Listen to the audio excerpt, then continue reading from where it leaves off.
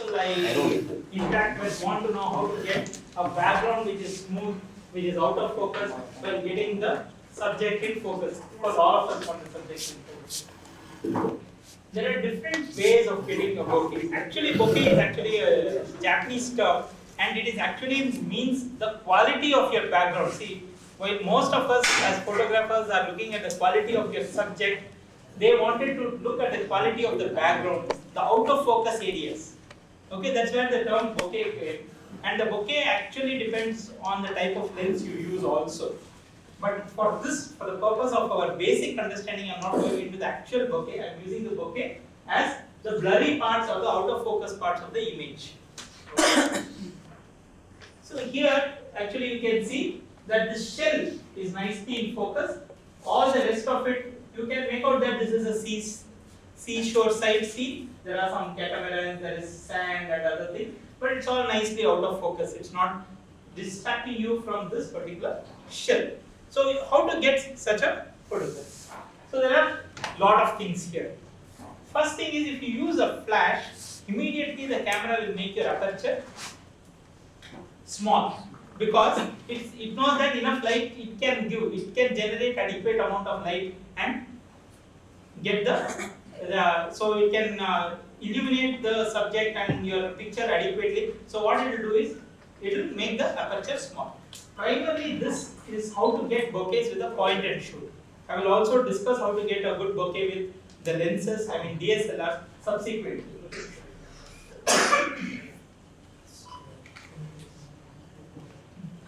Sir, can I get a bottle of water? Sure, I can help you, sir. Thank you.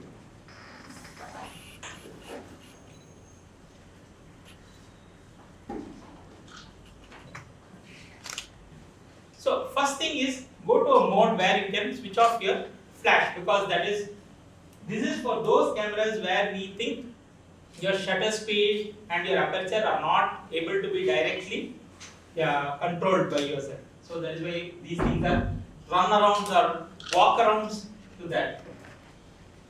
The aperture, can I have this one light on? Sure.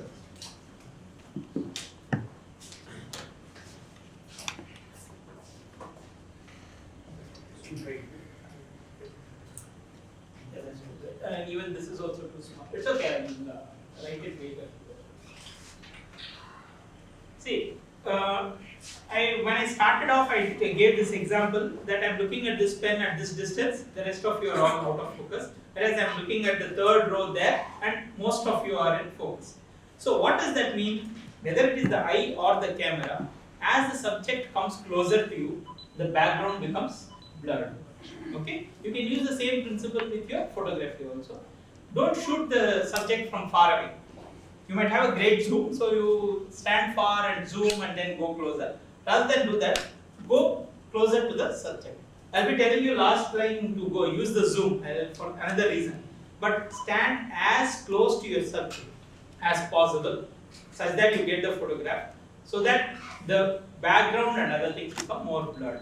Okay? The principle is clear. That is the first thing. Second thing is, try to get a viewpoint where there is adequate separation between the subject and the background. So suppose there is a viewpoint where the subject and the background is so close, and there is another viewpoint where the subject and the background is far away. Choose a viewpoint where the background is farther away from the subject. The more distance the background is from your subject, the better the quality of your blurring. Okay, so these are two things. So physically isolated from your background, that's what I mean. The distance between your subject and your background should be long. Objects in your background, if they can reflect off, okay, then you will get very nice bokehs. But that also depends on the type of lens that you have. So you would have seen reflected areas, out of focus areas which are nice circles. You would have seen that. Unfortunately, I couldn't pull out one of those photographs and put it in my presentation. But you would have seen those. Lights. Like not the lens flare, but the background lights. So you would have seen a lot of those. So that depends. That is also a bokeh. That is actual bokeh, and those will come only if your background areas have got reflective surfaces or have lights as themselves as lights. Okay, they have a they are bulbs or something. Okay. Your focus should be on your subject. So what you have to do is you have to make sure that the camera understands that you are focusing on this subject, because many of the point and shoots will not allow you to directly focus on something. It will take whatever is nearest as its focus point.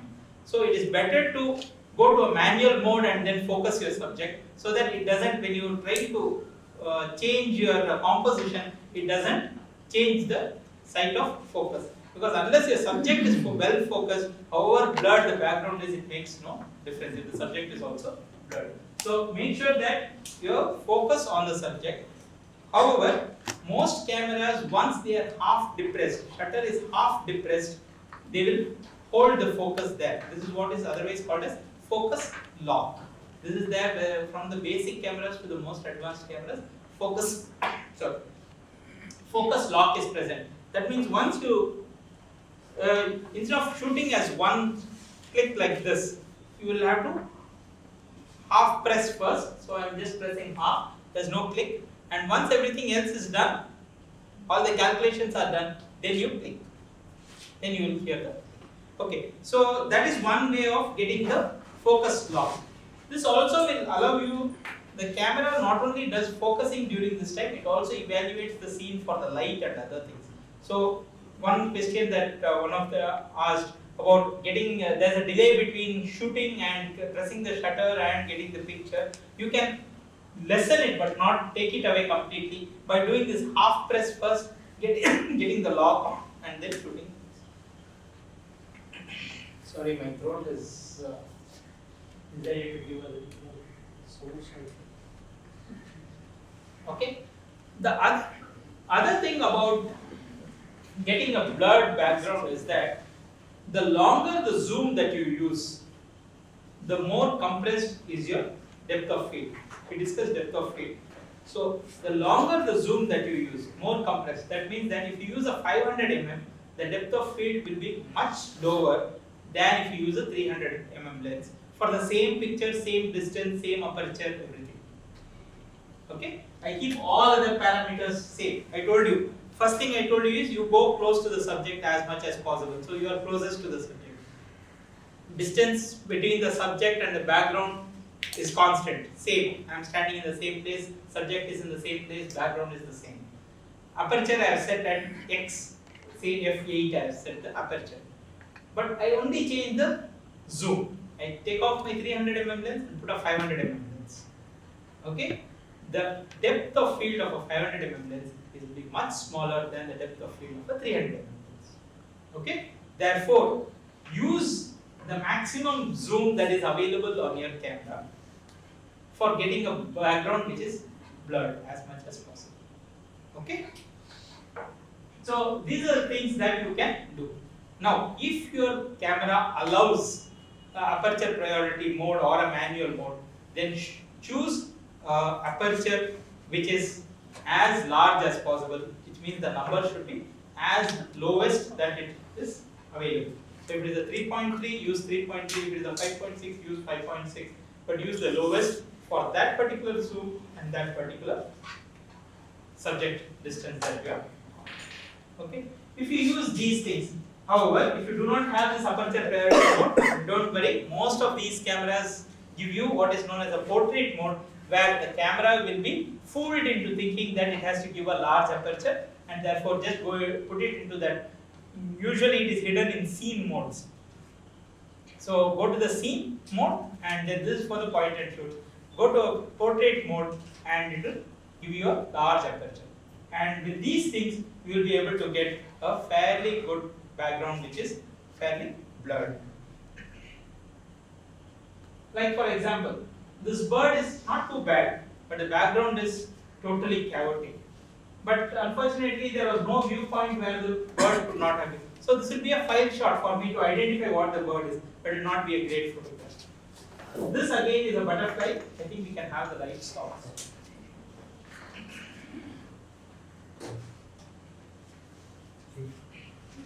In the butterfly, but there is a background which is totally chaotic. That is again because these are all not good shots. These are all shots which you should try and avoid, where the background is not These are taken for identifying the butterfly, for identifying the bird, just to find that I have also seen a rare thing, that kind of thing, but not for a great photograph. For a good photograph, however, we should try and get something like this. Should get a background which is sufficiently far away. Use a zoom which is sufficiently good enough. Focus on the subject, get the things on top. Use a wide aperture, either by using the aperture priority mode or by using the Wide depth. yes, the aperture size should be largest. Then the depth of field will be narrow. That means the number that you set on this should be as low as possible.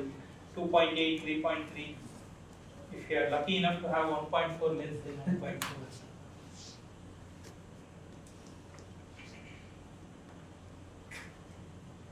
Okay, now coming to some more innovative things. One is panning, which is a nice innovative way of getting blur. The other is trying to get bokehs. So actually this is the photograph. This is the lights that I have taken. This was there at one point in Facebook. We were having a discussion on bokehs, and then I thought about, this has been described, I have never taken before, and I decided, okay, why not try it? This is just two lights in our college. So all you need to do is, the bokeh is formed actually by the out of focus light shape is formed by actually the rim of your aperture inside. So if you open your lens and then see inside, there will be blades which form the inside of the lens. That is the aperture which is formed by the multiple blades. The aperture is formed. Okay. So the bokeh is actually the shape of that. So if it is octagonal, you will get an octagonal bokeh. If it is round, you will get a round bokeh. So instead of allowing the aperture to form this bokeh, if you put something in front of your lens here, which has a shape, the out of focus area will take that shape. Be it a cross, be it a star, or be it a heart shape like this. So all that I did was, it's a filter. Nothing. All that I did was something paper. Like a heart shape and put it. Yes, simple. So we just take a paper or a cardboard or something like that, make a circle which will fit your rim there, cut whatever shape you want, single shape. This 2 is because they are overlapping like that, that's why the 2 are there. So cut your shape and fix it in front of it. Only thing is make sure, but no, I took it from an angle. These two, take an angle so that. So you cut the shape that you want. Now Christmas is coming. All of you can take bouquets of crosses with multiple lights. There will be lights which are strung out all over the place. So just cut across and you will get this kind of out of focus. Yeah, that was I think February 10th. That's why I think this. Yeah, I put up this one. You can use whichever way you want, whatever you want. So these are just innovative photographs. These are It is against the light. No. All you do is you put it here. Use a wide enough aperture, which is a fairly large aperture, like anything. Or you click. Okay. You just take a normal shot, making sure that this is out of focus. For a bokeh is out of focus area. So make sure that this is out of focus. That this is not the subject that you are focusing on. Then you will get this. Okay. So this is one of the ways of getting what is called shaped bouquets. You can get a shaped bouquet. You can keep a well-lit subject here, and you can get all the lights. This is just a representative shot of how it is done. And any shape, and it doesn't need to be any elaborate thing. You just have to cut it out with any cardboard, which will stay there while you are not fall off when you are there, and you can put it in front of your lens set.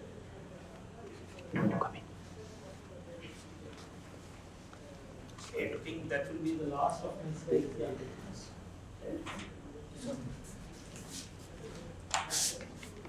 Okay, in case there are any questions, anything you want to, this is where I stop.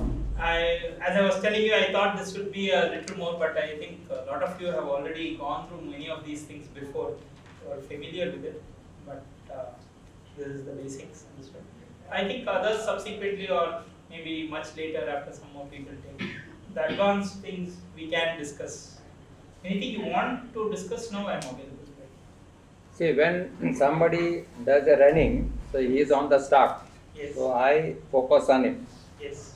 Then the moment he moves, I can hold on him, the focus. Yes. Then where I want, I can click it. But if he's already running fast, Yes. then at what point I can able to get in focus? It's Okay. difficult. The focusing, or this is what is the same problem that we face when we take birds in flight, for example, or a surfer who is surfing, is going all over the place. That focusing ability depends on two things. One, your camera's AF quality, and the second is the lens's quality to lock onto the focus. So at that point, you are dependent on your camera. So one of the ways that you can do this is, if it is a running person, it is not so difficult because you know the track that he is going to take, especially if it is sports, athletics, or footballer running in one direction. You know approximately he is going to cross that place. So you go there and already focus on something at that approximate space. And as he enters, you start to press. The focus acquisition by the camera is faster. Suppose it has to acquire from this distance to a farther person who is running away, it is going to take a longer time rather than something which is from here to there. You already acquired the focus for this point, and when he crosses that, you lock onto him. It is a much faster process at that time. This is what we use for taking a shot of that nature. So you can acquire the focus. The other thing is, but you want to track him further. So you are also moving, but many newer cameras give the 3D tracking. So you go over to 3D tracking, but about the 3D tracking, because it has to compute a lot of things, don't use all your, suppose you have 54 focus points on your camera, no, don't use 54 focus points, because as it moves to each one of them, it keeps reacquiring, it might delay your shot. Use less number. Usually they say 11 is a good number of this one, unless you have the very high-end camera. So use 11 points, 3D tracking, and once you acquire the focus lock, the camera will keep that fellow in focus for you as long as he is within those 11 focus fields. So these are two things that you can do. This is called pre-focus, the first one I said. The second thing is 3D tracking. If it is not clear, I will tell it again. What is 3D tracking? 3D tracking is something the camera does. So if your camera has it, you can use it. If your camera doesn't have it, you cannot do it. What it actually does is, each point on the focus, as the subject enters, first time it identifies, okay, this is the nature of the subject, this is the color, and this is the shape of the subject. And if it moves from that point to another point, it will continue to track him. Keep that in focus and not lose the focus. So that is it. Sir has got a better explanation. 3D focus. Whose question was that? Yeah. Now in the 3D focus, of course, the gentleman has explained to you. But now we have a system where what is known as a 3D focus. When we call it a 3D focus, why? Because now suppose something is moving, right? But it is moving in a straight line, right? Then even my camera will take a nice good shot, like a continuous frames, and every shot will be sharp. What speed? Say a horse galloping. But if the horse is galloping on one straight track, it will go. Now the 3D, which is now the camera is known as D3S and all that, the technology has improved. Madam, pay attention. It's your question. It wasn't my question. So whose question? It is. Oh, sorry. But I will still pay attention. Okay, please pay attention. I don't want anybody sleeping when I'm talking. Because golden words are never repeated. Yeah. So, now that 3D, they are incorporated, is suppose the subject is moving this way, see it goes on. And every shot is in sharp focus. So they call it 3D. So, Yes. Yes. huh? Thank you. Right? So, everybody. Okay, thank you. And the 3D focus is very useful for sports photographers on the field, football field, hockey playing. So they are not moving in like a runner or an athlete going on in one direction, like sir was telling, horse galloping within the racetrack. It's going in different directions, moving all over. So that time it's easier to take. But those are technologies which are quite expensive. So pre-focus, taking multiple shots, I think is Does that explain what you had asked, or you wanted something more, sir? Sometimes there is a continuous mode option, and when you move with a bird or anything, sometimes still struggles to focus. Yes, yes. And you take 7-8 The- shots, maybe one you One might. will come through. That focus also depends on two things. One is like for example, I have a 59,000 Sigma 150-500 lens. The focus acquisition on that lens is quite poor. So if I try to take a 3D as the bird is flying, if I try to take a photograph, if I lose the bird for a fraction of a second in this tracking process, it will try and focus the cloud behind the bird. Then it will try to focus the bird back again once I reach that. Okay, there are two things here. One is my inability to track the bird, keeping it in the focus point. And the second is the inability of the lens and the camera as a unit to focus back once I lose the focus. Okay, there are two problems here. So one I can control. I'll have to go out on more shoots and start practicing taking this so that I don't lose the focus. Or I have to get a better camera with the lens switches. This problem is not so much with, for example, the 100-400 IS lens that Canon comes out with. Even at 400, the focus acquisition is very fast. So if you use that lens, even if you lose that focus, the reason is once you are focused, you lost the focus. The camera has to get this focus back. With 3D tracking, the camera never loses focus. There is front, back, or in the straight line, it is able to get the focus. It keeps the subject in focus. But as the runner has gone away, Yes. is further the distance. No. The thing is that is why we are tracking the runner with our camera. But if it is further away, Yes, you will still keep tracking the runner with the camera.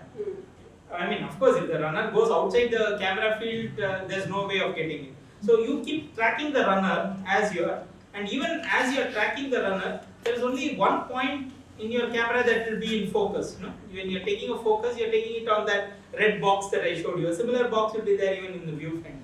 So it is on that point. If you lose, the subject goes out of that point, the camera will try to focus whatever is in that box. the camera will adjust. Will adjust, yes. With 3D tracking, it will adjust. Yes. How to correct barrel distortion in camera? In camera barrel distortions, you wanted a barrel distortion It is takes place, you know. Yes. Now sometimes Okay. without Photoshop I can easily do it. I can Yes, correct yes, it. yes. But in camera, how to correct it? You have to use a better lens. That is as far as I know, that is the only thing. It will come. So what happens is, okay, there's one question before we go. Just 1 minute. Sure. So barrel distortion is what is known as if you have a straight line, lines which are straight. Say you take a grid like this, for example. So somebody can see, yeah. So if you have a line like this and you take a photograph of this, you expect it to come the same way. Instead of this, if your lines come like this, then this is called a barrel distortion. It looks like a barrel instead of straight lines. This is a problem of optics of the glass that you're using. That means the lens that you're using. The lens is not able to make a straight line as a straight line on your this one. The more expensive the lens, the better extreme low dispersion lens units that they have put into the lens will all decrease all this. But it will never, as Sir said, totally eliminate it.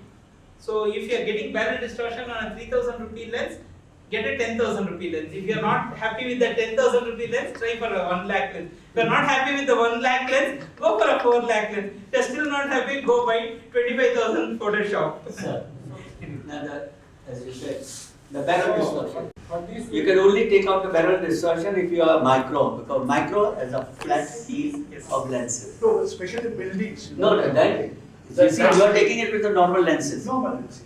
you know, and the normal lenses are concave, convex, blah, blah, blah, blah, so it is that. Whereas this micro lenses, why micro we are using? Because they are known as flat field lenses. So it is flat, every corner of yours is straight. I got it. But if you dig and this, yeah, that's okay. Got it. It is absolutely straight. everything will be straight. But with our normal lenses, you cannot avoid your barrel distortion. But because of Photoshop, one click, tap, everything. So nowadays, sometimes I use my fisheye for some buildings or interiors because I can't get everything. I take the fisheye, shoot unnecessary things which are coming. Let's say something in the fisheye, I may see this door. But on the computer, as soon as I press one button, tap, and it becomes straight. The door goes away, but everything will be straight. So approximately, I will get the whole picture, and they are straight. Technology. It is possible changing that lens, this kind of thing, sound. It will come less, yeah. There are several distortions which are there. One is the barrel distortion server. There's one more distortion known as perspective distortion. So yeah. So when you take this one, I say this. You take a building which is actually square like this. If you take it at eye level, it will still be like this. But unfortunately, the building is tall and I am short, and I take it like this. Okay. So what happens is everything leans. This is called a perspective distortion.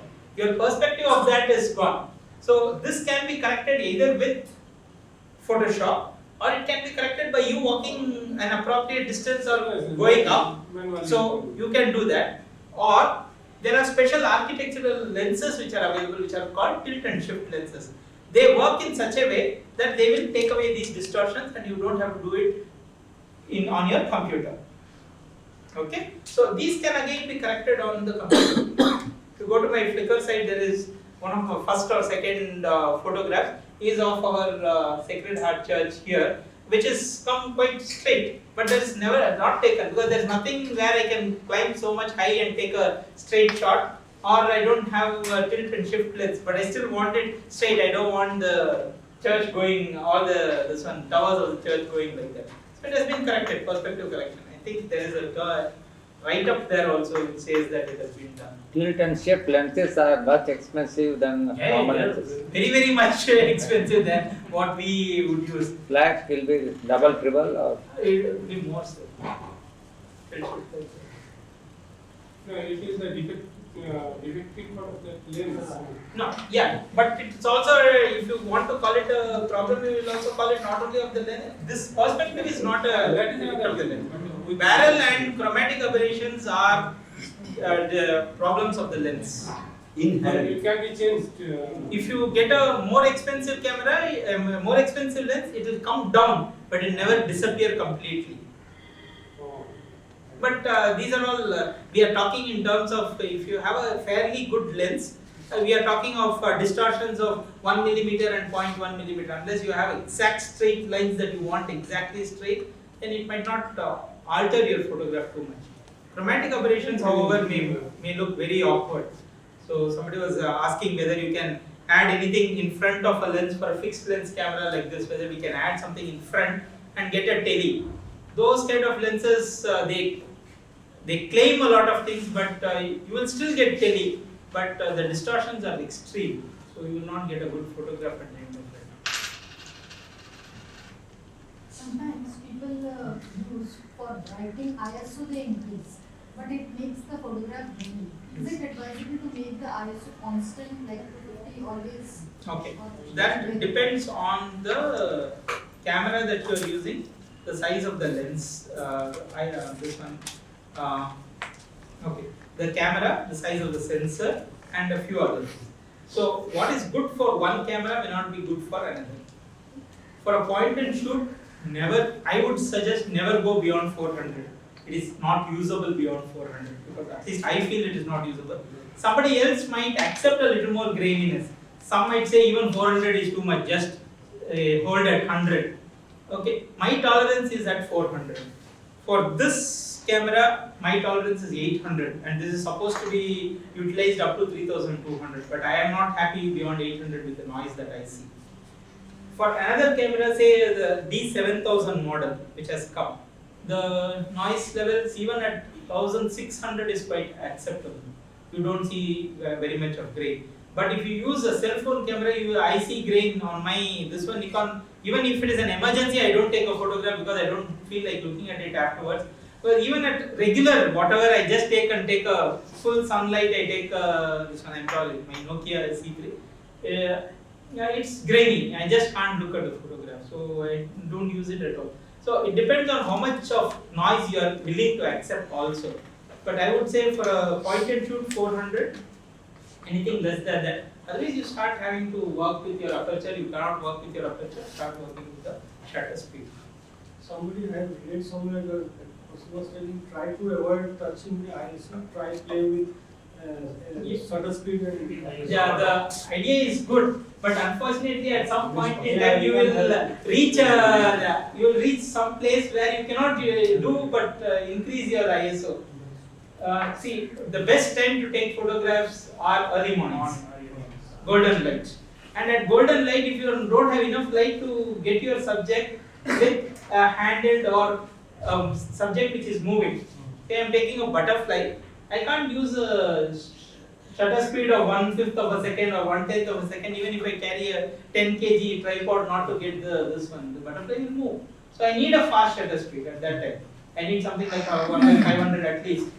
And if I am using 1/500, my aperture again I want background blur. Even with the maximum, it's not enough light. So you have to work on your ISO.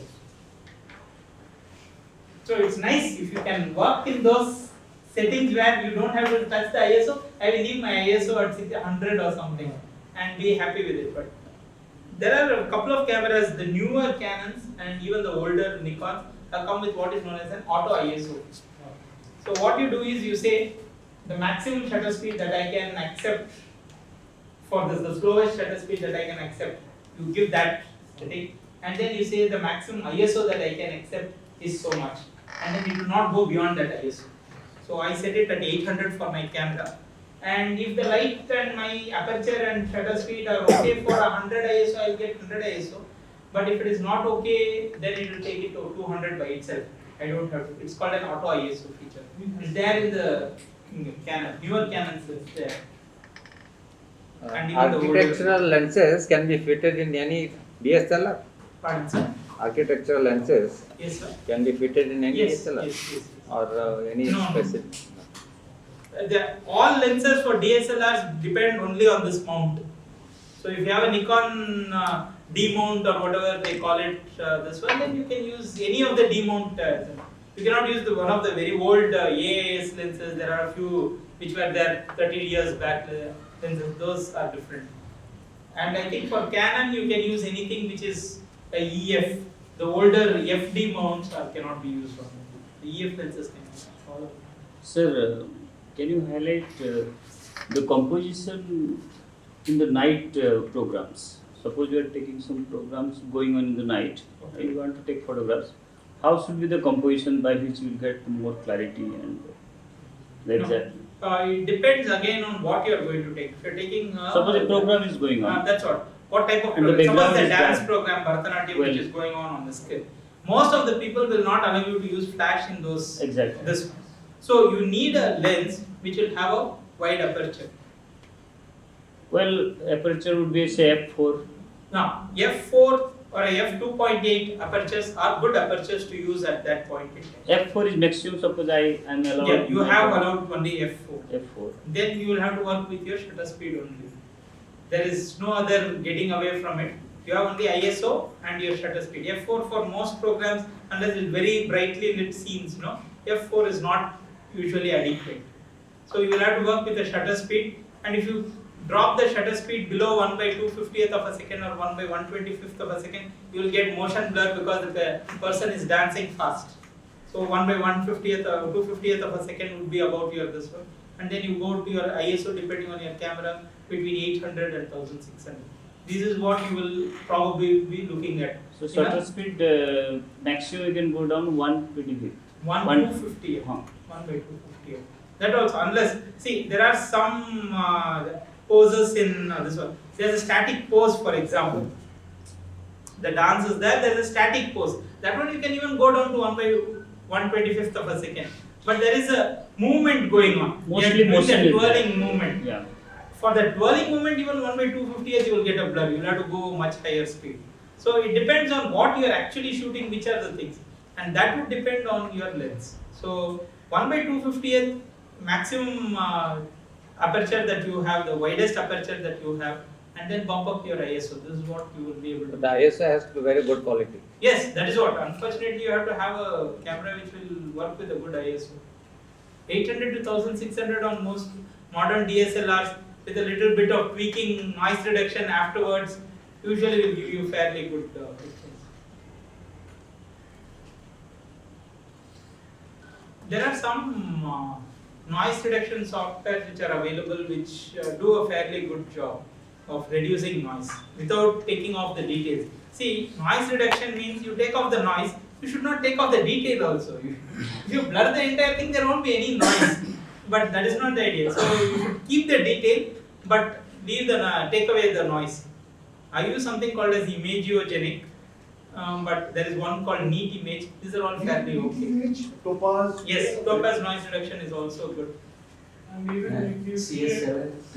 Yes, CS7, but CS7 is heavy on the pocket. These noise image softwares are all very fairly cheap Very softwares. That is why you keep telling me. sometimes I see in photograph that the red eyes. Yes. How it can be. Okay. The reason for the red eye is while we are taking the shots in night, for example, the pupil is widely dilated because only then you can see. What happens is if you shine a light directly at the eye, then the retina gets reflected. Retina is red, so that gets reflected back. So if you use a flash which is above or away from the camera, then you will not get the red eye effect. Okay, but that said, it is not always possible, or we do not always carry a big flash which is far away, or you have multiple lights to avoid this. So what you can do is, there is two things. Most of the cameras now have what is known as a red eye reduction. So what it does is, it gives first one flash without taking the photograph. So because that flash comes, the eye reacts to that light and becomes smaller. Okay, the pupil becomes smaller. Then you take your second light, second flash, and the photograph is taken when the pupil is small. When the pupil is small, you don't get so much reflection. So that reduces the red eye effect. Oh, there's Two? even twice flash. Two flashes will come. And you should. Pardon? All cameras you don't. It's there in most of the current cameras. With the press it flashes. So Yes. Yeah, so you tell your people that you are going to wait until I tell you to this one, because you just take one photograph and everyone decides to move off, no? For the second flash, it might not work. There are other cameras which are a little higher end cameras which don't use the flash for this. See, the retina doesn't decide whether it is red light that is coming or whether it is flash which is coming. As long as the light hits it, it will accept. So they give a IR light, therefore the retina will close down, and then the flash comes. So only one flash comes in those. But those are few in number. Those cameras are few in number. The other thing is good old. You go down after taking the photograph. There is a red eye removal button. You go and press that. What it will do is it will just paint that red area black. So that will look as if it was the pupil, black pupil, and therefore that feature is also available in most cameras now. But if you want, That is not natural. no, it is. You won't know the difference. See, as long as you don't know the difference, it is this one. But these are the ways in which the ideal way is not to use the flash at all. You use 3 lights like in studio and take a photograph, where you will never get a red eye effect. But that is not feasible in all places. So, and avoid taking photographs with just this flash alone. That is what, because this flash is so close to your area where you are taking, so it will come, parallel lines will hit and then you will get it. But suppose the light comes from above, you use this one, or you use bounce flash. You have seen those flashes where they flip it up. No? So you bounce it across and then you get a light like that. Then it will not hit the retina and come back. Today If it hits people the use retina, that very often. Pardon? Today people. Yes, that is why. So they use the bounce so that you can avoid the red eye. So if you want to reduce our noise, you can take a raw image, no? So Which one? Raw. For the red eye? No, for the reduce the noise. No. whether you take RAW or JPEG, the noise that is there. When you import from RAW back and convert it into this one, that time you will apply the noise reduction as part of your part of the program that you are using. The noise remains the same whether it is RAW or JPEG. The amount of noise that is noise generation is a function of the sensor. It has got nothing to do with this one, with the conversion. In JPEG it will be more obvious because JPEG itself is a compressed format, so the noise becomes better seen. From RAW, if you take, RAW you cannot show to anybody. You cannot show a RAW image to anybody. You have to convert it either into a TIFF or into a JPEG. So from RAW to TIFF, when you convert, the compression artifacts will go. Noise plus compression artifact is the worst. Noise without any compression artifact is good. So that is your TIFF image. So your TIFF image you might not see so much noise because there is no compression artifact of the noise.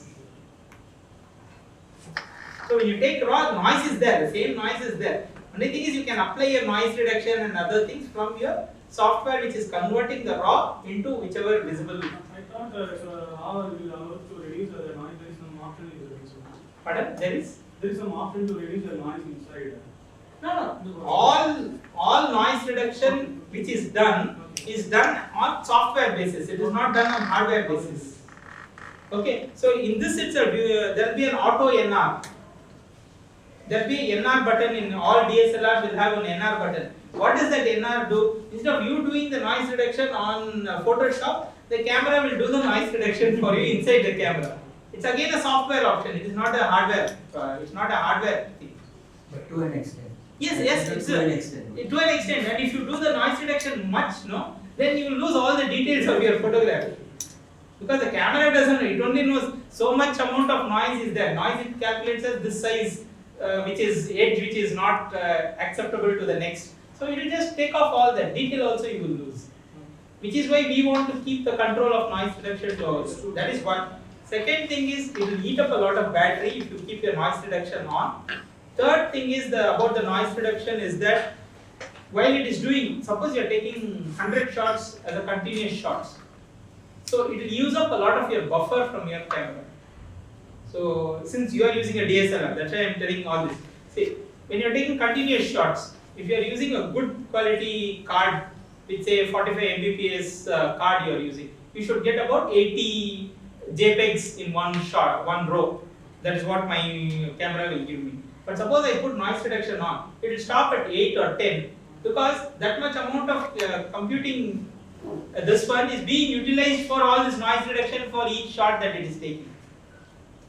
Okay, so you lose your buffer, it will eat up on your battery, which is more of a problem because we usually take two batteries at the most, one spare and one this, and then you are. So these are two things. And shooting speed also will go down. Shooting speed also will go down. The speed will go down because it is using up that buffer. If you use the RAW, Yes. then the battery will No. Using RAW does not change any battery thing. Because RAW conversion to JPEG is so fast, so little utilization, there is not much of a loss in that. But if it has to remember the RAW that you have taken and not remember JPEGs, because it has to write RAW onto your card, that will decrease the speed of your continuous shoots. Because it has to write 25 MB. The RAW images are usually about 25 to 30 MB. The JPEG images about 3 to 4 MB.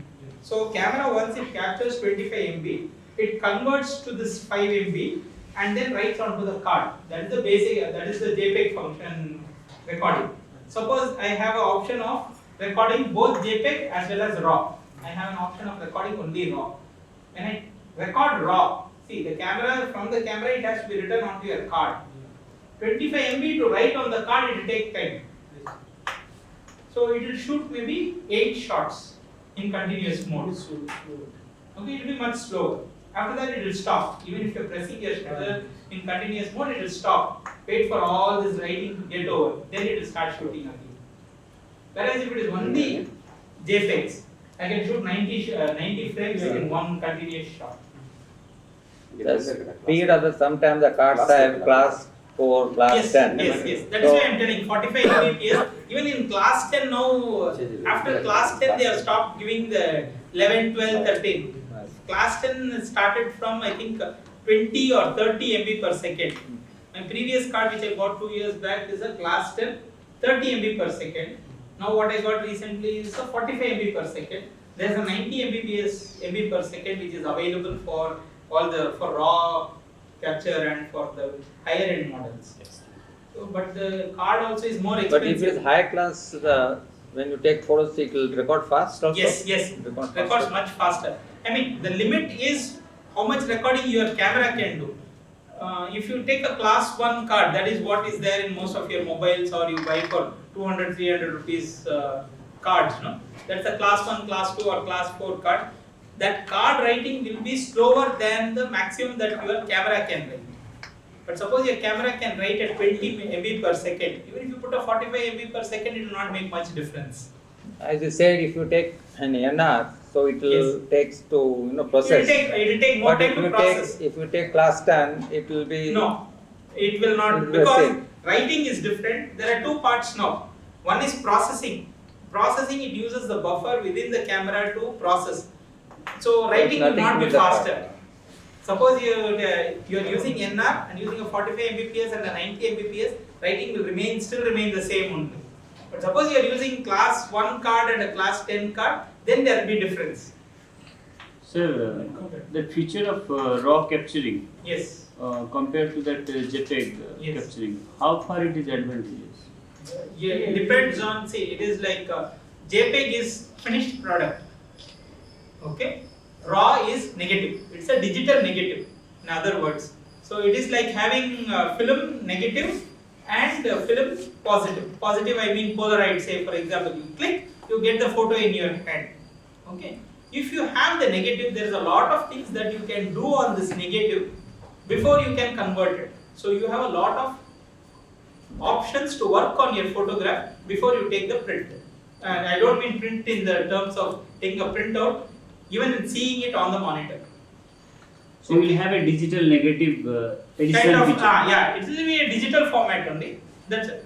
So you can change a lot of things with that raw. What are the things that you can change? You can change some. Some of the cameras will have, whichever camera can capture raw will have all this. But You if I have, Yes. so whenever I am taking photograph, I know that I am taking raw in JPEG. Yes, you set. You tell the camera what to take it in. It will be there. A raw feature is there, but I don't know till That now. means you are whether- taking it in JPEG. Oh. Unless you set it to raw, it will take it in JPEG, because on all the basic cameras, it will be by default it will be kept in JPEG.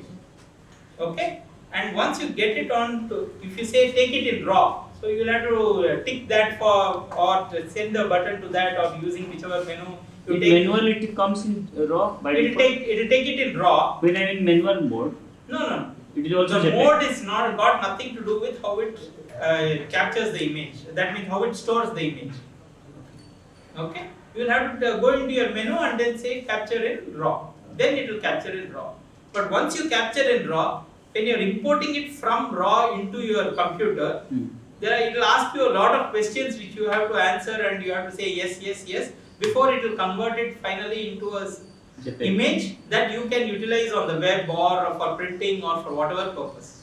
And I can develop negative also, digital negative No. in raw picture. It's only the term is used digital negative. It is not a negative at I all. won't get But negative. the detail capturing, as you said, for the raw is 25 MBs as compared to JPEG, which is 5 MB. Yes. So after processing, Yes. are we going to get like 5? The JPEG also sent It depends on the same thing. Whether you want to store it, now you have a raw. You want to store it as a TIFF. TIFF will be about 20 MB by itself. So it captures So more it- detail in the raw. Yes. No. It captures always the same amount of detail. How much it allows you to see, because it is compressing. While compressing, it lose some detail. The camera has already captured that, but you are accepting to lose it for the sake of writing into a small size. So JPEG. So if you capture in RAW, for example, and you process it, then you take the decision whether you want a JPEG which is full quality JPEG 12, which will be about 5 to 8 MB, or you want to go into a TIFF format which will take a 20-25 MB. The quality will be different. It will be different because you are compressed. These are all compression artifacts that you will get because of the compression. There are two things about this. What you see on a monitor may not be much different, but when you make it into such a big poster, then the differences will be obvious. One thing. Second thing is RAW will allow you, coming back to RAW will allow you to change a few things like exposure. You can adjust a bit of exposure while you are taking it. You can adjust white balance. Somebody was telling me the whites are looking greenish. So that is the problem with white balance. You are not balanced. White balance has not been done properly before you took the photograph. But then you can correct it subsequently in RAW because all the data is there. You can correct your white balance. You can do noise reduction like he said. So all this can be done in post processing, and you will not lose detail while doing that. Whereas once JPEG is written, it is compressed format. You open it, you make some changes and save it. It loses more. Okay? You open it again, see it, close it, nothing will happen. But you open it, change two more things and save it as JPEG, you lose some more. So each time you save your JPEG, you are losing data. Okay? Therefore, if you are going to save something as JPEG and you want to do something with that photograph, do all your things at one shot in Photoshop or whatever and then save it back, rather than doing it in piecemeal. Because each time you save it back, you will lose data, your compression artifact will be become more and more. Breaking the pixels. Yes, yes.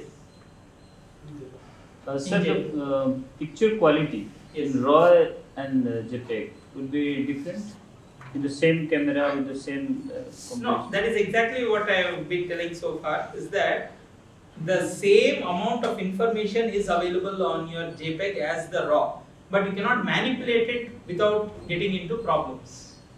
Later, after you have taken the photo. Well, once I given the option in RAW, my picture Yes. quality will will come to say will be better than your JPEG if your alterations have made it better.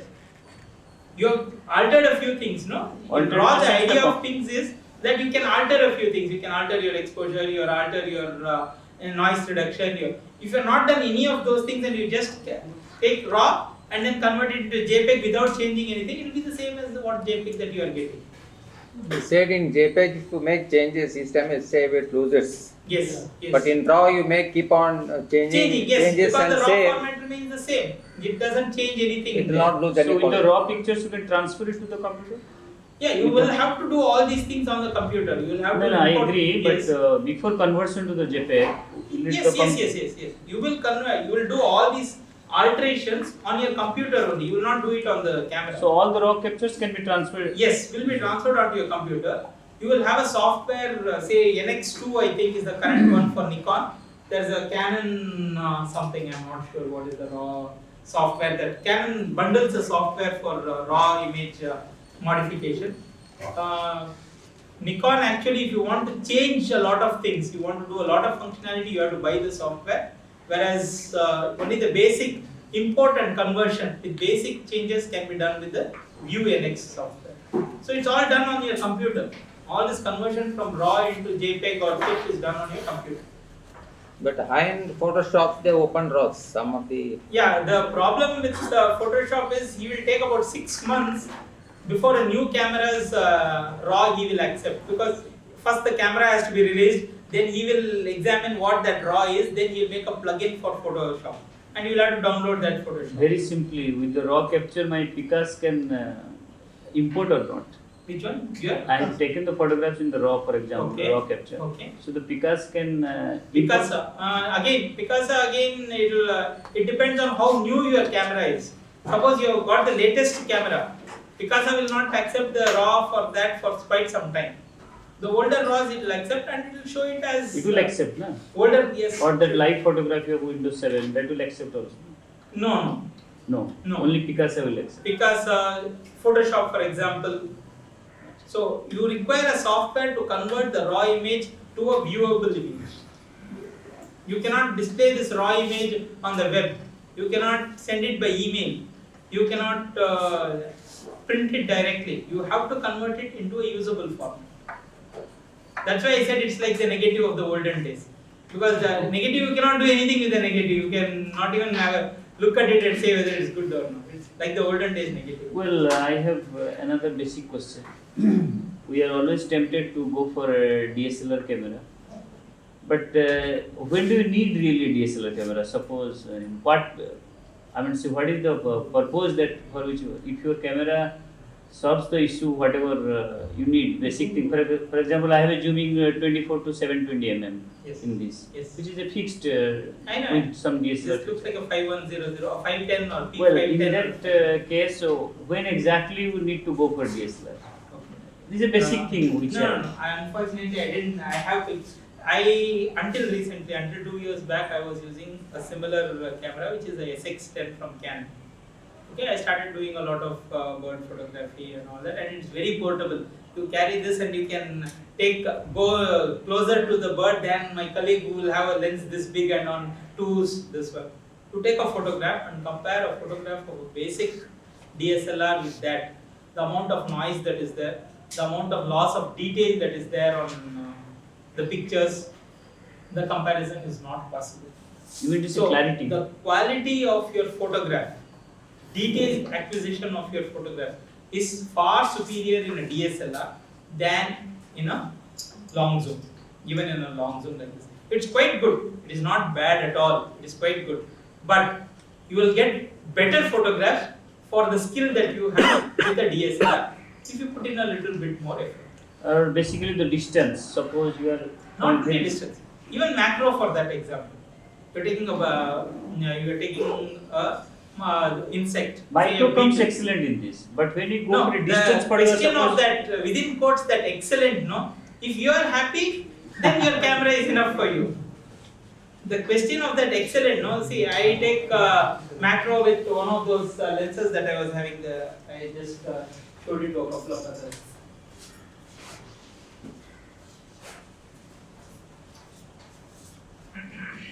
I will go back on. Can we switch off the lights?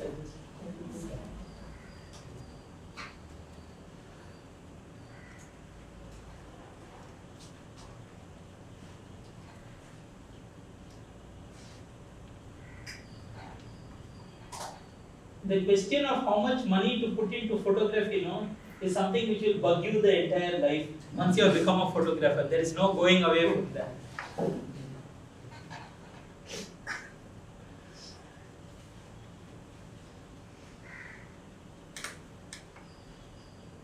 And the other thing is what we call gear acquisition syndrome. The more gear you have, the more you want to buy. You have a 100 mm macro, it is not enough. You want a 200 mm macro because you can go another 30 centimeters behind and shoot the same object. I just want to show one particular shot which is taken with a very basic camera which I think does a fairly good job. Yeah. So this is taken with a point and shoot. This is not taken with any DSLR. This is taken with a point and shoot. The stamen pole and everything is quite well. I was pretty happy, and I will use something like this, which is about.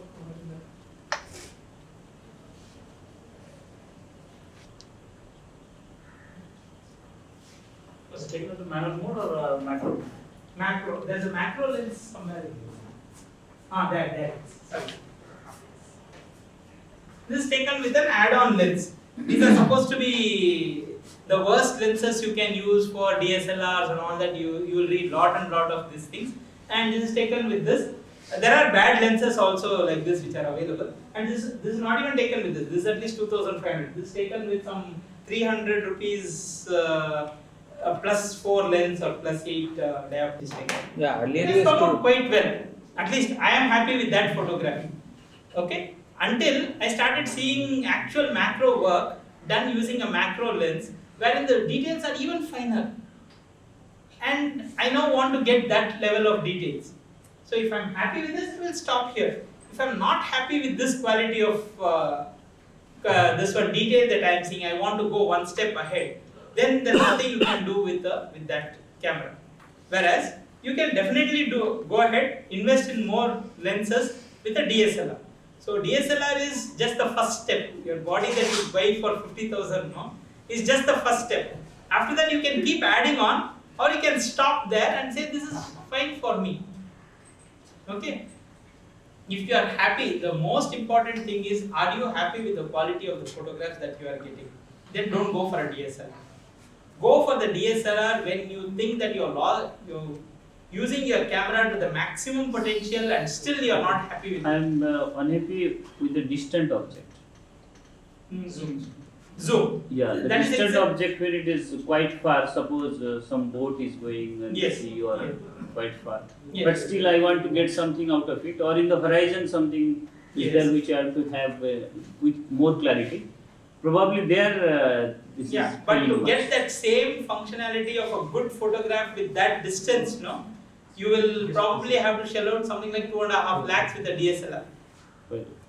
So if that is your only thing, that when there is a Landscape. boat at the far, let's say 200 meters away, 300 meters away, I am standing on this one and I want to read the name of the ship. That is the amount of detail that I want out of the photograph. Then you really have to get a long lens which is really good, and you have to have a DSLR, you have to have a tripod which will allow you to keep that heavy lens and all that. No, you really are thinking in terms of very large sums of money. So only in that case I feel. So if that is the only thing and you are ready to shell out that, yes, fine. But if you are not ready to and you are happy with, see, always go to the next level of technology or next lens for even those who have DSLR or the next one. When you think that you have utilized the entire potential of your current camera and the lens combination, then go for the next one. Otherwise, you will have a series of things and you will now look at the subject there and see which one to choose, and by the time the subject has disappeared. You would have got a better photograph with just a basic camera at that time. Yes. Okay, so don't wait. And if you don't have a macro lens, it doesn't mean you should not shoot butterflies. Shoot butterflies is what you have. You will come to a level, at least handling, not chasing the butterfly off with your movement, things like that you will learn. And when you get the appropriate thing, you can take better. Simply you can get a reverse ring now, sir.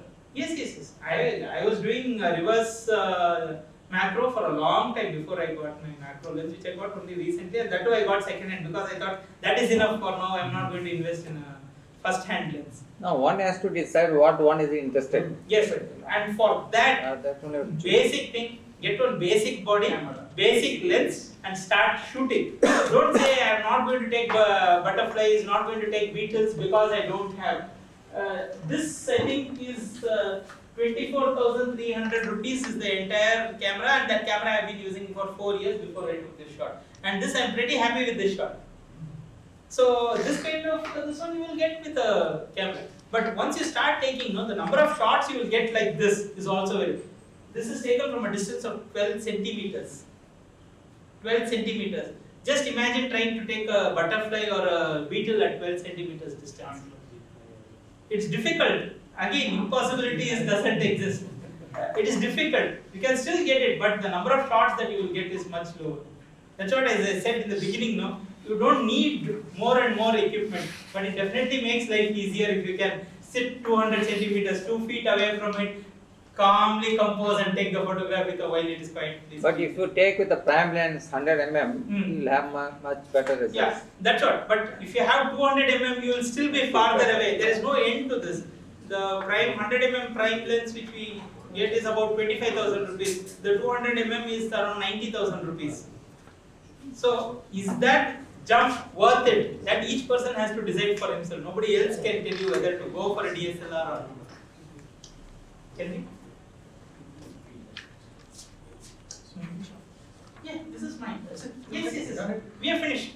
I have finished. If anybody wants to leave, they are welcome to leave. And if anybody wants questions, you can.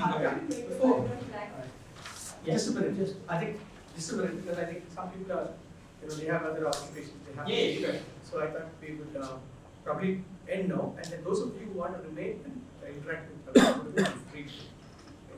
So I would again like to thank all the people who have come here and made this first workshop a big success. I'm personally thankful to each one of you. Secondly, On behalf of all of us, we would like to thank him first, Definitely. as well as you, for organizing this, I know this and very, very we should have more every month, Yeah. as you say. So that's what I mean, basically, I wanted to freeze the 16th because first time we've been talking, but we were not been acting. So I thought, let's get into action. So now things will materialize. My idea is to have it at least once a month. Definitely. I would also, like, I would ask, Tracy, come forward, because he's to give a small memento Oh, yeah. to Dr. Kumaravel. Dr. Kumaravel has enlightened us. Yeah, please come. Oh, wow. Thank you very much. He promised me a surprise, and No, this is not the surprise. This is the surprise. That's what I wanted to share. The surprise is this, that it has been Yes, a year, this one. The surprise is Mr. Pesci, and I would also like Mr. Prakash to come forward here. Mr. Prakash. Mr. Prakash is again.